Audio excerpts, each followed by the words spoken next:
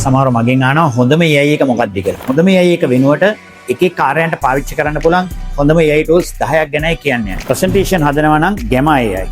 images animate කරනවා නම් එහෙම නැත්නම් deep search කරනවා නම් Grok AI. meeting minutes තියා ගන්නවා නම් ඔයාගේ audio script එක ඒකට දාලා ඒකෙන් meeting minutes ලබා ගන්න පුළුවන් notebook LM. ඒ වගේම ඔයාගේ study notes වගේ ඒවා දාලා ඒකේ ඉගෙන ගැනීමට එවනම් ආපහු notebook LM. agentic browser එකක් ඕන නම් Comet AI. Perplexity හඳුනන Comet browser එක වෙබ්සයිට් වලට ගිහලා යාම සර්ච් කරලා දෙනවා. presentation වලට infographics හදා ගන්න ඕන නම් Napkin AI.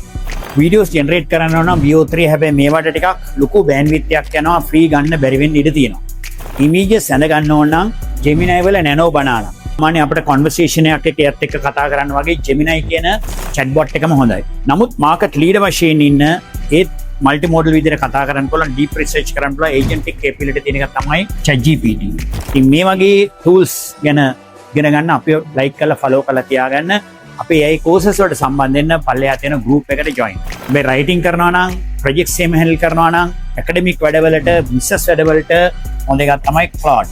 අවසාන වශයෙන් බෝනස් එකක් වශයෙන් කියන්නම් ඊට පස්සේ Google පාවිච්චි කරන්න එපා. ඒ වෙනුවට Perplexity වලට ගිහිල්ලා අවශ්‍ය දේවල් හොයාගන්න.